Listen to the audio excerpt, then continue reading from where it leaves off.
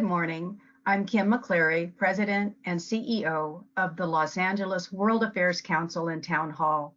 Thank you all so very much for joining us. The Council Town Hall has launched our annual year-end giving campaign that will continue through December. As a very small nonprofit, we depend upon the support of our viewers to raise money to cover our operations and the production of these live streams. Since the beginning of the pandemic in March, we pivoted from in-person events to these live streams, which we are offering for free. So please stay tuned to the end of this live stream to find out how you can contribute. My staff and I greatly appreciate your support. For those of you who would like to ask the Ambassador and Professor Grossman any questions, you can type them into the control panel on the right-hand side of your screen. Jessica DeGanzik, our Vice President of Events, will be managing your questions during the Q&A portion of today's program, which will start in about 25 minutes. It is now my great pleasure to introduce today's program, a conversation with His Excellency Jose Manuel Romualdez, Ambassador of the Republic of the Philippines to the United States. Today's program will be moderated by Professor Derek Grossman, who is Senior Defense Analyst at RAND. Professor Grossman and Ambassador, it's time for me to bring you on screen. Thank you so much for joining us today. Hello, Ambassador, and welcome to the program here. And I wanted to first give you the opportunity to provide a few opening remarks before we get started, if you may. All right, well, I just wanted to thank, first of all, the Los Angeles World Affairs Council and the Town Hall for hosting this and organizing this event, and for inviting me to speak before you today to discuss a number of issues, from the most pressing, such as the COVID-19 pandemic, to regional concerns and the Philippines-United States alliance. Let me also acknowledge the presence of our Consul General in Los Angeles, Adelito Cruz, and to all our friends at the West Coast. The last time I was in California, it was last September of last year, and the world has changed like almost overnight. Now the way we communicate is so much different, like what we're doing right now. So anyway, I'd like to thank you, Professor Grossman, and of course, Ms. McCleary for this event. And I've been waiting and looking forward to this. So I'm ready to have the discussion with you now. Thank you. Excellent. All right. So we have about 25 or so minutes to go through a few questions I have. And then after that, I'll introduce Jessica and we'll open it up to Q&A from our online audience. So I first want to begin with a question about the state of the U.S.-Philippines alliance. We're just coming out of, obviously, a very contentious presidential election here in the United States. And so there is going to be a shift in the administration here, and I wonder from you, what are some of the biggest strengths and weaknesses between our two countries as we move forward under the Biden administration? Well, the Philippines and the United States enjoy one of the oldest military alliances in the Asia Pacific, and stretching back since 1951. We had the Mutual Defense Treaty. The security and defense cooperation, which remains the cornerstone of our bilateral relations. Also, our friendship in the United States spans decades of cooperation, encouraging strong historical, cultural, and economic ties. Our shared history and culture connect our two governments, economies, and of course, our people-to-people ties. Following the announcement of last week of the projected victory of President-elect Joseph Biden, President Duterte conveyed his warmest congratulations, and we assured him of the Philippines' commitment to continue building on a strong, open, stable, and prosperous Indo-Pacific region. President Duterte also looked forward to working with President-elect Biden and his team to further fortify the many comprehensive ties that we have between our two countries. We, of course, congratulate the American people who turned out in record numbers. I think we've never seen anything like this in the past 100 years in this country, and exercised their right of suffrage. We certainly hope we'll have the same kind of turn out in the Philippines one day. Well, I also wish to congratulate the Filipino Americans who won in the polls, and you have truly come a long way, and we are now set to make your mark in American governance. We have also been asked time and again on the importance of the leadership change in the United States and the Philippines-U.S. relations, to which I repeatedly said the alliance between our two countries remain very strong, and it doesn't matter who the president of either country is. We feel that this relationship is so strong that it has withstood many wars and many conflicts in the past worldwide, and perhaps even some issues that we may not agree on. But at the end of the day, because of our special relationship, we have it has endured. And we have been asked also on what other issues that we have on which we will probably discuss later on. But like I said, our alliance is so strong, I don't think we're going to have a problem with the Biden administration. Thank you for that. And so, of course, amid the shift in the presidential administration, we also are going through this global pandemic with coronavirus. And I just wanted to ask if you might be able to share some of the things that your country is doing in order to address the challenges related to coronavirus. I understand that President Duterte has volunteered the Philippines to participate in phase 3 human clinical trials for the, I believe it's the Chinese vaccine. So can you comment on what your country is doing right now? And does President Duterte really feel comfortable vaccinating himself, as he has said in the past? Well, you know, President Duterte is a man who likes to challenge things and assess things, but at the end of the day, he just wants to assure everyone, all Filipinos, that the government is doing everything they can to keep everyone healthy. But as you know, we have 110 million people in the Philippines, and we have had so many overseas workers who have come back. We have about 10 million of them, and maybe I would say at least close to 1 million have gone back to the Philippines. And some of them have actually been infected by this dreaded COVID-19. But the government, in the very early stages of this pandemic, immediately put on a lockdown the whole country, and we've been able to manage it. But like most countries, at the end of the day, we have to start balancing between our economy and the health of our people.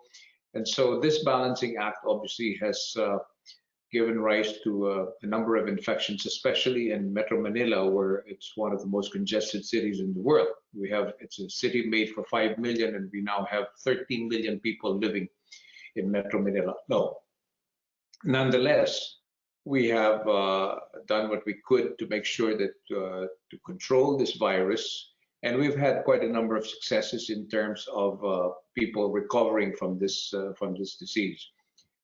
We have been approached by countries like China and even Russia, offering the vaccine that they've developed. And of course, we're very happy to have that since we have good relations with both countries. Here in the United States, I've reached out to, after Secretary Locsin, our Foreign Affairs Secretary, reached out to Secretary Pompeo last April and had requested that we be given a chance to have access to the vaccines being developed here in the United States. And luckily, we have Pfizer, who has they have a country manager in Manila, and they have been in touch with our authorities, and we're in discussions on how we can get the vaccines coming from Pfizer. And of course, now we know about Moderna, is another successful vaccine that is ready to be distributed here in the United States, and we certainly would like to have access to that one also.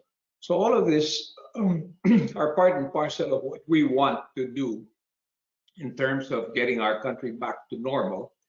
And I think that all countries have to share their vaccines if we want the world to be safe. We all know that scientists have already clearly said that 70% of the world's population must be vaccinated if we are to get rid of this pandemic. So I think with that, we know where we're heading, and hopefully the United States with our relationship will continue to assist us in getting our country back to a healthy state. And another unfortunate consequence of the pandemic is the global economic shutdown. It's varied in different parts of the world, but most of the world has unfortunately been affected by this. And so I'm wondering, for the Philippines, how has economic development been impacted there, and how does regional economic development play into what's going on in the Philippines in terms of the shutdown? Well, the President Duterte, took that decisive action in putting the strict community quarantine measures to be able to save lives. As I said, to slow the spread of the virus. But we had to obviously balance it off now. And so the Philippines entered into a recession for the first time in 29 years, with our GDP contracting about 16.5% from April to June alone. This underlines the continuing challenge for our government to strike a balance between safeguarding public health and keeping our economy afloat. Luckily, our economy has been quite healthy before the pandemic, in the sense that we have a very large reserve in our central bank, and this obviously is something that keeps our economy in good shape. And at the same time, our credit rating is also is very good. We have a AAA rating now, so that we were able to access some of the funds that we will be needing, not only for the economy, but also to be able to buy the vaccines and many other things that we'll be needing to get back to get our economy going. Our infrastructure program, the Build program of President Duterte's administration, is ongoing. We did not stop. We're continuing with this, and this is the cornerstone of our economic prosperity that is planned in the next 5 to 10 years. The infrastructure program is to spread the wealth all over 7,600 islands, and we hope to connect the main islands of Luzon, Visayas, and Mindanao, that you'll be able to travel by car from one end, from north to south, without any problems. This is an ambitious project, but it is ongoing and will continue. We have, of course, our friendly allies like Japan that has already started, and they are financing the subway system that is now ongoing also in Metro Manila, to be able to decongest to a certain extent. And we have airports that are being built. We have the Clark City, which is our economic zone that has been completely developed already, and we're opening the new airport there by early next year.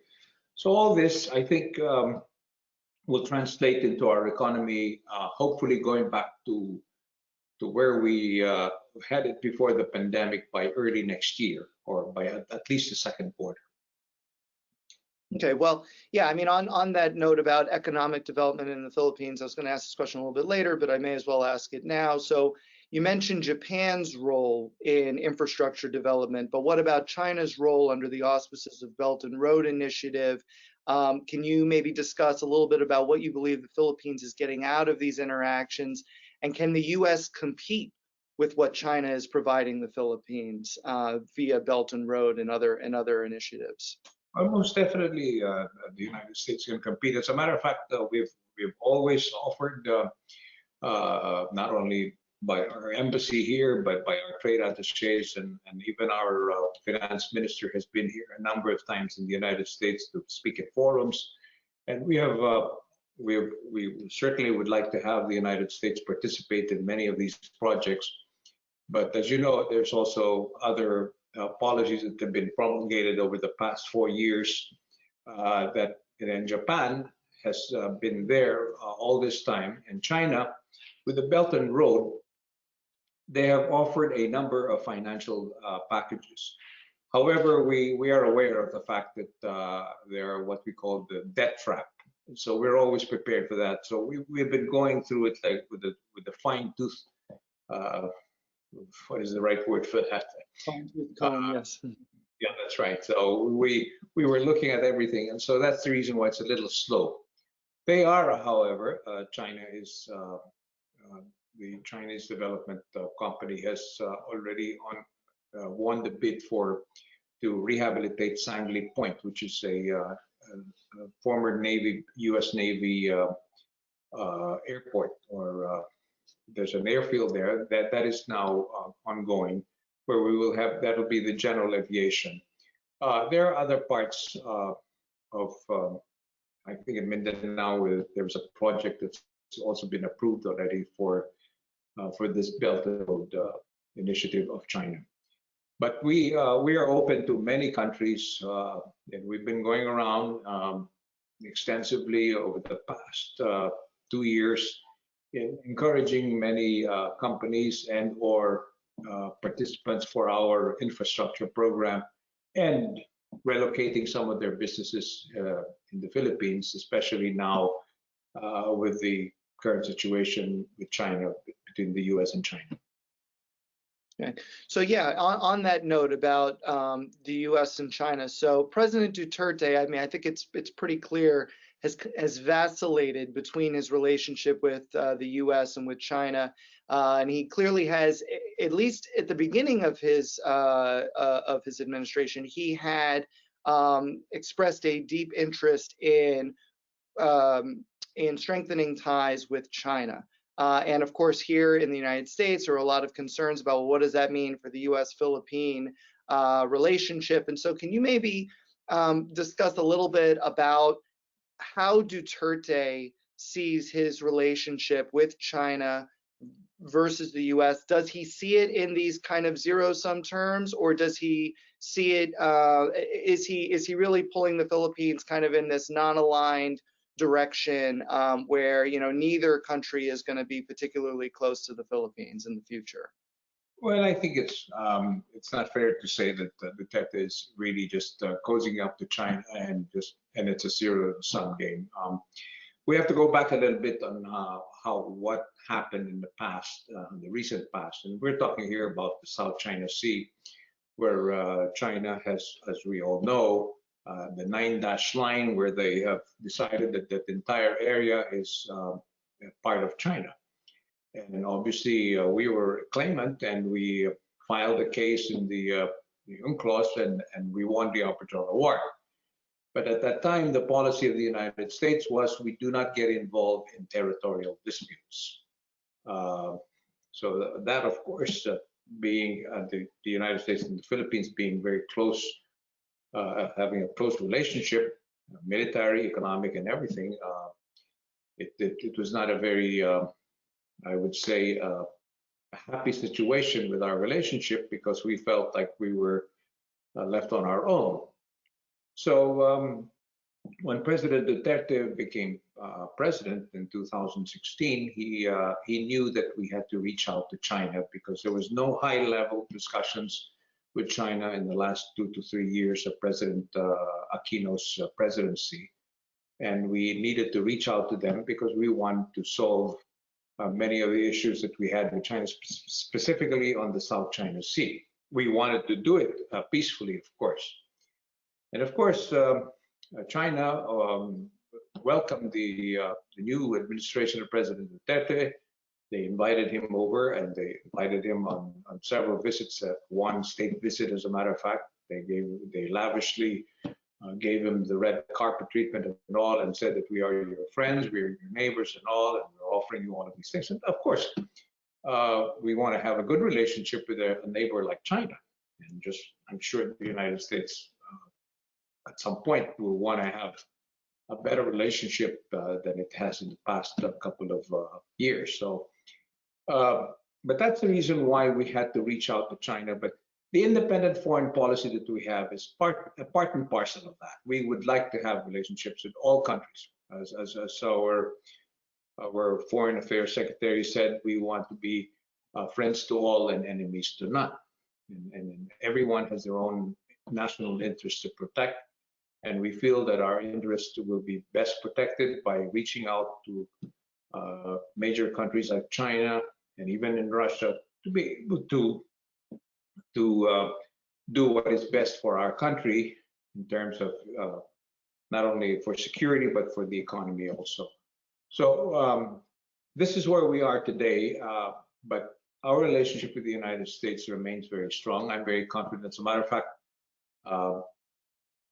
I came from the private sector, and President Duterte, when he asked me if I wanted to become the ambassador here, I was a little hesitant, not because I didn't want to, but because I was already ready to retire.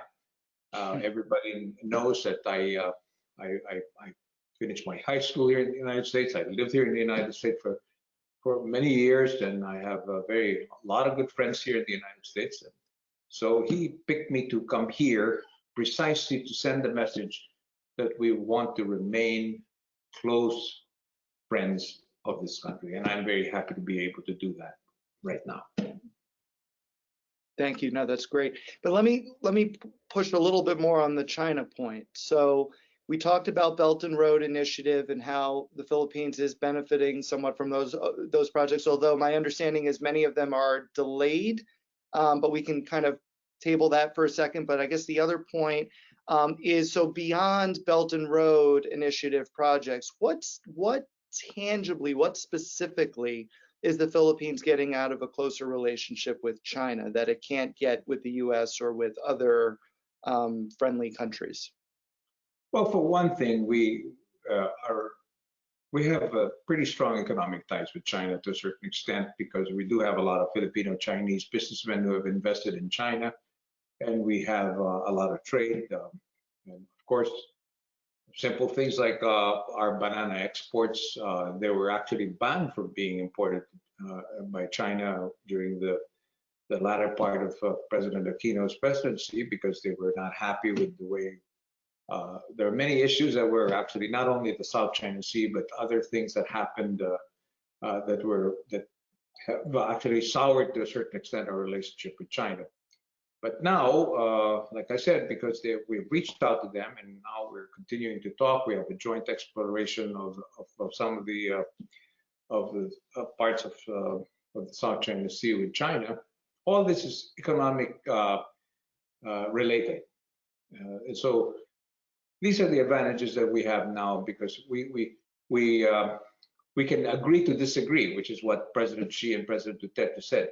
And President Duterte made it clear what is ours as far as the South China Sea, but we'd like to solve this in the best possible peaceful way that we can. And we're working with our ASEAN neighbors and mind you, we have a number of other Asian countries who are also claiming part of the South China Sea territories. So the sum total is that we feel that this relationship is best for both our countries, China and the Philippines.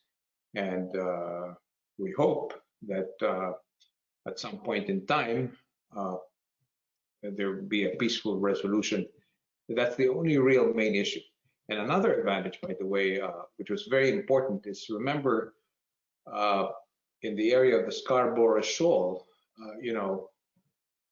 during the administration of President Obama, we were asked by the United States at that time if we should leave Scarborough Shoal. We were occupying that particular area, and China was also there. But to ease the tensions, the United States asked us to leave.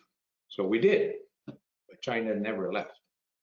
And they did not allow our fishermen to fish in that area for many years. And obviously that was a big problem that we had. And because of our renewed ties, China is now peacefully allowing our fishermen to for their livelihood. So those are the little things that I think that's very important for us in terms of making sure that we remain at least being able to communicate and try to find a peaceful solution to many of these things that we feel could really destabilize the area. And what's the status of the potential for joint exploration between China and the Philippines in the disputed waters? Well, our Foreign Affairs Secretary was in China about a month ago, and one of the things that that he met with Foreign Minister Wang Yi, and I think there's already some kind of an agreement of some sort as far as that joint exploration is concerned, and hopefully we will be able to be or we'll be signing an agreement of fairly soon. And that again is an important part of our economic development. As you know, we have requirements for energy, for gas, for all of these things are very. We have a growing population, and Malampaya, which was an oil and gas exploration, is ready to run out in about 5 years. So we have to be ready for the next step, and so we need to get going on this exploration project with China. Okay, final question on the U.S.-China dynamics. So I noticed, I think it was last week, that your Foreign Secretary, Mr. Lukson, re-extended the suspension on the Visiting Forces Agreement. And so now I guess the Visiting Forces Agreement will remain in place at least until August 2021. And so I wanted to ask you, is this a signal that Duterte is trying to put out there to say, look, we really are going to continue to prioritize the United States over China? I realize that the Visiting Forces Agreement is not just about China. It also helps with the U.S. military entering and moving around the Philippines to assist with humanitarian assistance and disaster relief operations. Obviously, you know, there was just a terrible typhoon that came through the Philippines. So this is, I'm sure, front and center on the minds of everyone there. But should we view that re-extension of the suspension of the VFA as a really good sign for the U.S.-Philippines alliance? Well, I think what really precipitated the abrogation of the VFA was several issues that were I think it only showed that we've always told many of our friends, not only here in the United States, but all countries for that matter, that everyone we are a sovereign nation. We have our problems. We need to solve it the way we feel is the best way. Still following, of course, the normal norms of the rule of law and so forth and so on. But that actually was the precipitation point. Aside from the fact that I said that we were left on our own for many years with our claims in the South China Sea. But we all know Secretary Pompeo announced that the United States recognized the arbitral award, and we were extremely pleased with that. And that has changed the dynamics as far as our relationship is concerned with the United States. I think there is now a stronger commitment in our mutual defense treaty. There seems to be some teeth to it now. And you have to have a mutual defense treaty, but we also want to strengthen our own armed forces. We want to be able to contribute to that defense treaty and not just say we're under the gun and the United States, are you coming or you're not coming? And so we want to be able to defend ourselves. But when the time comes, and we certainly hope it will never come, is that we need to be together and repel any kind of aggression coming from from countries that are out to take advantage of the instability in the area, which we hope will not. The presence of the United States in that part of the world is very important to all of us, people in the ASEAN. No ASEAN country would like to see the United States stay away from that part. It is a balancing situation, of course, with countries like China, and Japan, of course, is very clearly very much for that kind of balancing, to balance the balance of power in that part. So no question that things have changed.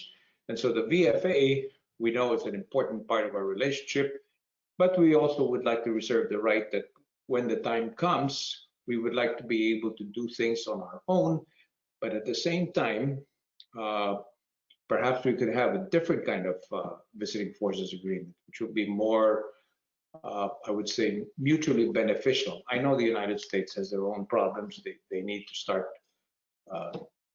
doing things as perhaps President Trump has said that they can't be the policemen of the world. And we agree to that to a certain extent, that the United States cannot always be around to take care of all the problems of the world. Each country has their own problems. We must be able to solve them in the best way we can on our own. Yeah, just a quick self-edit for me. So I meant to say the extension of the suspension of the VFA's termination. Okay, so so the VFA will remain in effect until August, at least August 2021. Yes, And we're open what to we're open to extending it if it. But like I said, it's just a period where we are still. As a matter of fact, we have some. Everything's been suspended because of this pandemic, but we were supposed to have a bilateral strategic dialogue between the U.S. and the Philippines. That happens every year. We also have the Mutual Defense Treaty Board for both the U.S. and the Philippines. That also has been suspended because of the pandemic. But we're hoping that before the August deadline comes into play, we'll be ready to talk about how we can strengthen that kind of alliance that we have with the United States. Okay. And a final question before having Jessica come on the line and take Q&A from the audience. I wanted to leave our conversation with this. So the U.S. is home to over 4 million Filipinos, and my state here in California has the largest population of Filipino Americans in the U.S. with just over 1.6 million. So can you share with us some of the contributions of the Filipino community in the U.S. and what the embassy has also been doing during the shutdown to assist Filipinos in the U.S.? Well, the 4.3 million Filipinos that we have here, I think, are very much appreciated by many Americans. I've had several meetings with many of the U.S. senators, and I could sense that they really appreciate the Filipino community. Excuse me. So the Filipino community has been contributes a lot to the United States, and I think everybody knows that we have a lot of members of the Filipino-American community that are frontliners here in the United States. We have a lot of, and now, as I just mentioned earlier, we have a lot who are now part of the American political system. Many of our Filipino-Americans are now holding offices. I think even in Utah, we have the Attorney General is a Filipino-American. So the contribution is there, and I'm very proud to be the ambassador here because we have all these Filipinos who have done well in this country. And I think that our embassy not only continues to interact with them, but in every way we can to assist them in whatever we can, as far as perhaps when they have problems like what we're having now in the pandemic, they have relatives that are stuck here, that they have to go home, and so forth and so on. So we do our best to assist them. And as I said, we have a large Filipino community that contributes a lot, not only to the U.S. economy, but they also contribute to the Philippine economy, and that I think is significant. That's why the people-to-people ties is something that I think no country can claim better than we can. That we really do have a special relationship here in the United States. Okay. Well, with that, thank you very much, Mr. Ambassador. I appreciate it. Great conversation. So with that, I'm going to bring Jessica on the line to field some questions from our audience. Thank you, Jessica. Thank you so much, Professor Grossman, and thank you, Ambassador. I'll just get started here. Can you tell us more about the US-ASEAN Summit that just happened this week? What can we expect to see coming out of the summit? Well, as you know, we have the RCEP, which is the Regional Comprehensive Economic package that I think that has been signed. So that is a big achievement, and we know that that's an important part of our economic cooperation with the ASEAN countries. So that one will speed up the trade between the ASEAN region. And as you know, we have close to 700 billion people living in that part of the world. We are one third of the world's population lives in that part. So that is significant, and we know that this cooperation, this economic cooperation between the ASEAN countries is going to be something that will not only be good for the world, but I think, again, the relationship with the United States in terms of the economic trade is there. So that, and plus the fact that we also are close to hopefully coming to an agreement on the code of conduct for the South China Sea. That's another, that is a security issue that we'd like to put together, and we have, I think that one also we should be ready for to be signed off, perhaps hopefully in the next regional meetings of our ASEAN ministers. Thank you. This questioner says, my name is Benjamin Phillips, Filipino-American from the US, but I study and play basketball at De La Salle University in Manila.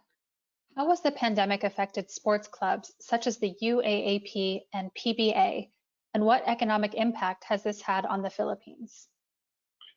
Well, first of all, let me just say that you come from a good school, because I went to school there. But anyway, well, we had to tighten up on this.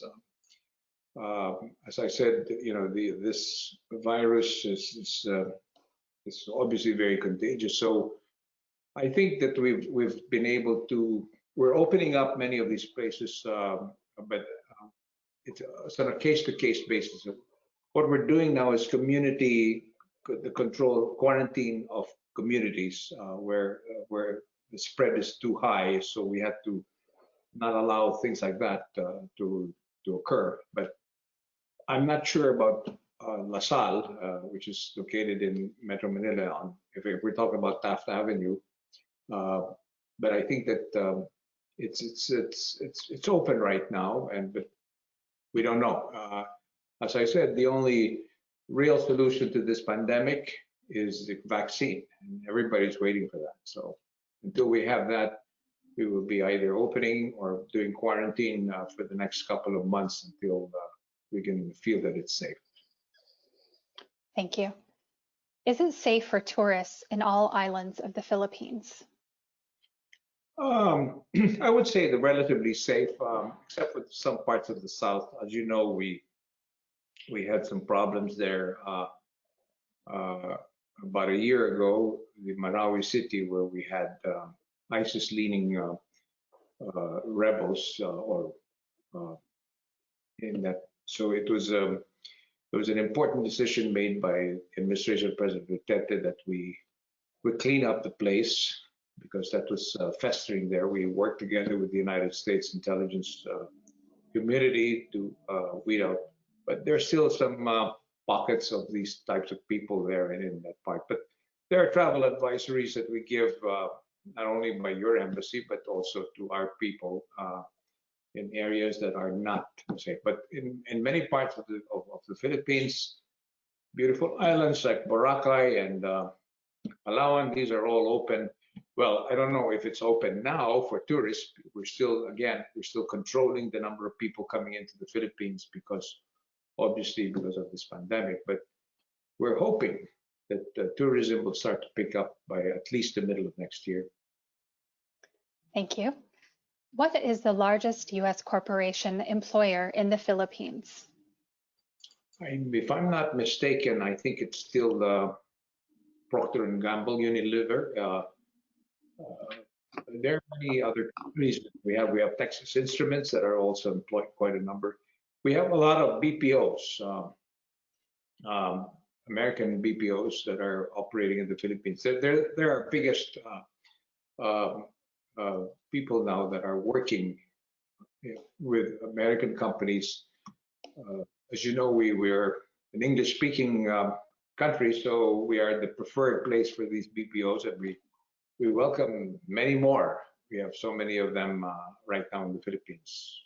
One of our biggest, I would call, exports. Thank you. Recently, with Typhoon Goni, ranked the most powerful storm to hit the Philippines in years, the country seems more exposed to natural disasters with climate change. What are you doing to prepare for these disasters, and how are you approaching climate policy? Well, as you know, we are still part of the Paris Climate Change Accord that we signed off on that one, and we're very happy that the incoming administration of Vice President Biden is prepared to go back into that Paris Accord. So climate change is upon us, and I personally know how bad it can be because the province of my father, Leyte, I don't know if you recall, there was a big typhoon there in 2013, November 8th of 2013. I can't forget that date. And close to 10,000 people died there. And so we are really prone to disasters, and we do everything we can. We have a national disaster coordinating council that monitors the weather, and we do everything that, but you know, no matter how prepared you are, there will always be people who either will not want to evacuate, they don't want to leave their places, they will continue to stay there. So there are still some deaths. But the one that happened in 2013, no one was ever prepared to see that. We had a lot of people who lived in the shores, and the storm surge, which went up as high as 50, 100 feet, wiped out entire communities in that part. And I went there, as a matter of fact, shortly after, and it was just heartbreaking. As we know, Pope Francis went to Leyte specifically because of the devastation that it has caused. And we are very grateful to the United States, by the way, because they were one of the first countries to come. And fortunately, we were very lucky that the USS George Washington, which is an aircraft carrier, and I happened to be a good friend of your military attaché there, and I called him and I said that nobody else can help us here except the UN. And so they were there in 2 days, and they were able to save so many people because of that act. And that, I think, earned a lot of respect and gratitude by the Filipino people to the United States. If I remember correctly, even President Obama mentioned it in his speech in the State of the Union address when he said that countries like the Philippines have actually sung God Bless America. So that's how our relationship is. We help each other, and certainly the help that we get is very much appreciated by the people. Thank you. There is a concern about the suppression of free press. For example, can you discuss the case against journalist Maria Erika?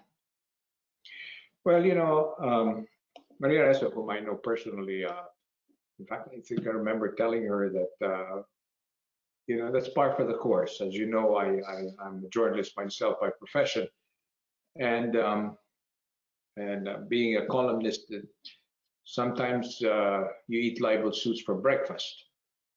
So that is a normal thing, and anybody can file a case against you if you write something that is obviously something that they're not happy with. And we have a new law now that covers, of course, social media. And Maria Erika got a libel case coming from a private individual.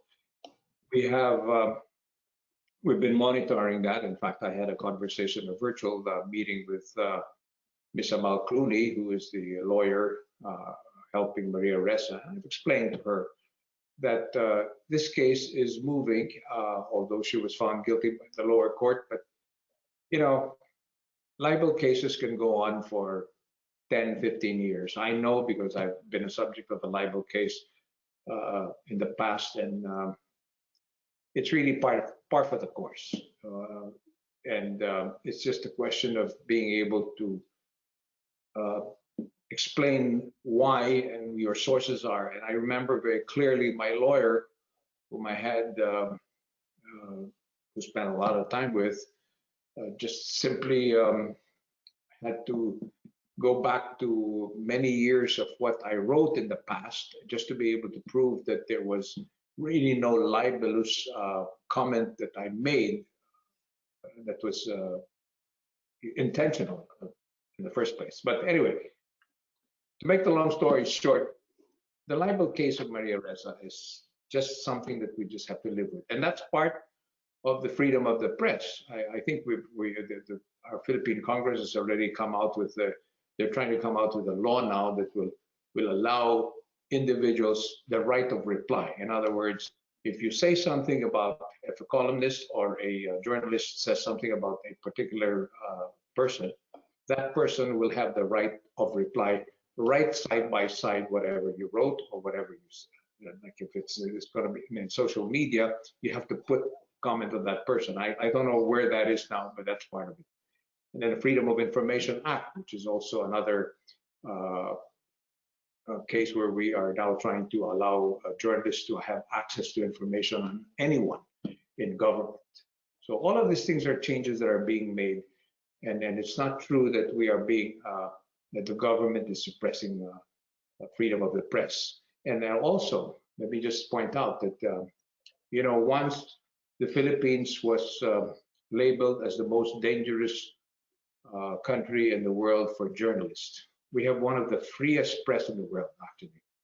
A lot of people, sometimes some broadcast journalists or some radio commentators have nasty things to say about someone, which is not true. And we have Latin blood in us, and so we get a little bit emotional, and some of them get killed because they feel that they were wrongly accused of some whatever it is, and that we've been able to control that, at least in the past 4 years or 3 years that President Duterte has been president. There's been a decline in the number of journalists that are actually being killed. Thank you. Can you provide an update on the war on drugs? We are, very recently, President Duterte said that he may not be able to clean up the drug situation in the Philippines. He had, in the early part of his administration, he said that I'm going to clean it up in 6 months. No one foresaw how bad the drug situation in the Philippines, and even I myself, I saw firsthand on how deeply rooted the drug syndicates and the drug situation in the Philippines, that it has reached even into local officials who were involved in it, and needless to say, even our police officers. The drug situation in the Philippines is still there, but at least it's been minimized to a certain extent. And many of those that are being accused of, or police officers of what you call extrajudicial killings, were actually found to be involved in drugs themselves. So I think we've close to 6,000 police officers have been charged in court. Many of them have already been convicted, and there is a continuing process. And now I would say that we are a little more careful in trying to manage this situation, but it's still ongoing. But this time, though, I think the police officers are doing a lot of restraint in how they conduct their raids. And again, the situation in Marawi City is a prime example of how drugs and terrorists actually are interconnected. It was really by accident that when the police officers raided a particular place there in Marawi City, they found large boxes of cash, and they were actually out there to buy arms for terrorist activities. So this is a problem that countries like ours have to contend with, and we will do whatever we can to keep our country safe. And I'm sure the United States would appreciate the fact that we have to do what we can, because terrorism is still very much around us, and it can affect countries like the United States. Thank you, Ambassador. With the recent elections, there was much focus on young adults, their vote, their voices, their place in our future. Can you talk about the youth and the next generation of leadership in the Philippines? Well, I'm very glad that you asked that question because we're now at the point where many of our young people that are tech savvy, they're the ones that will drive our country into the first world, so to speak, because they're very well informed.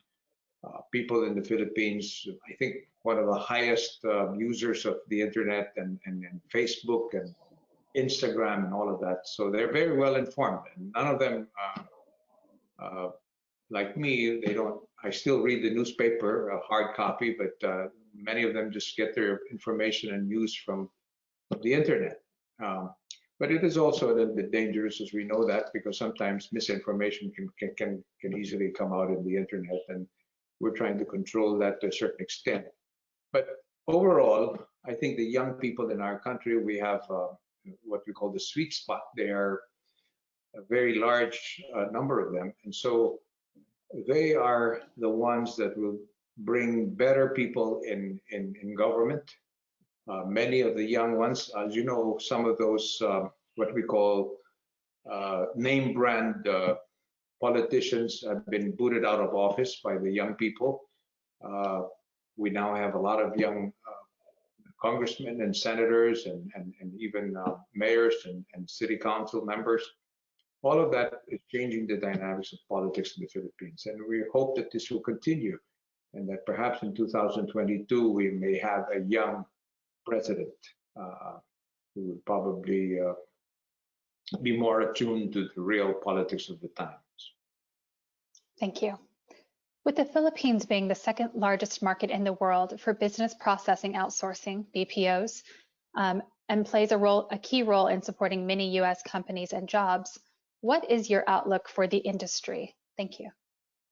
I think we will continue to grow. That business will grow in the Philippines. And as I said, we are an English-speaking people. Many of our young people in the Philippines speak English fluently, and so it's a good place to put up the BPOs, especially for American companies. You wouldn't know. I myself, every time I call for a particular something that I need, and somebody answers the telephone, and I didn't realize that the person was from the Philippines. So we have a lot of that, and it's a business that will continue to. There's a lot of growth potential for that, and we see it more and more, especially now. As you can see, we all have to communicate this way. So the digital world is here. I think we will be able to have more interaction like what we're having right now, and certainly the BPOs will play a major role in that. Thank you. And this will be my final question before I turn it back over to Professor Grossman. How can Americans, in particular those living in Los Angeles, best support our allies and friends in the Philippines? Well, I think we appreciate the fact that we have a lot of Americans who have a soft spot for Filipinos, and I have said that Filipino Americans play a role here in the United States, and so I think that many of our friends here in the United States should try to see the country, Philippines, as a country that has very high potential for growth, not only economically, but at the same time, a country that will play a role in Asia. Considering that we're one of your oldest allies, I think that the relationship must be nurtured and always taken care of. And so people here in the United States have to realize that we cannot always depend on the United States for everything and anything. And we want to be a real partner. We want to be a country that will contribute to the relationship, and at the same time grow as a nation. And that's probably the best way to look at this, is that US citizens should be able to discern from what is true and what is not true. We have a lot of groups here in the United States that continue to look at the Philippines as if that everything is dependent on how the United States acts.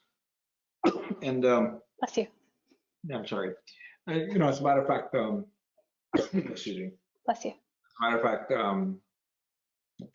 when I had several meetings that I had with some people here in the U.S. Congress, there are quite a number of misinformation that they received about the way we do things in the Philippines.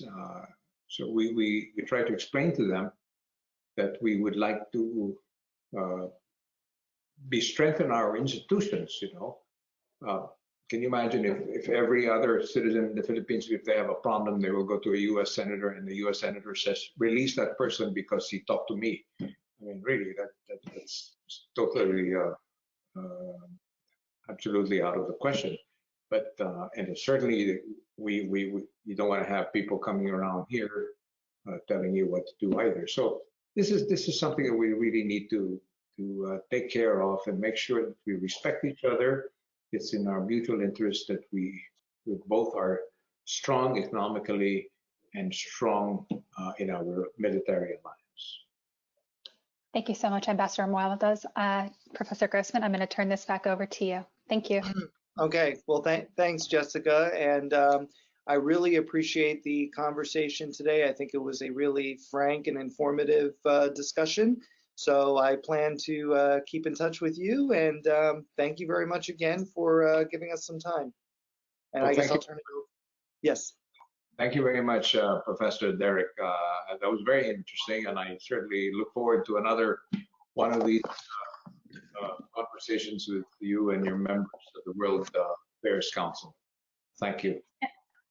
Thank you so much, Ambassador, for your time today. This was such an informative discussion and an important one. So thank you so very much.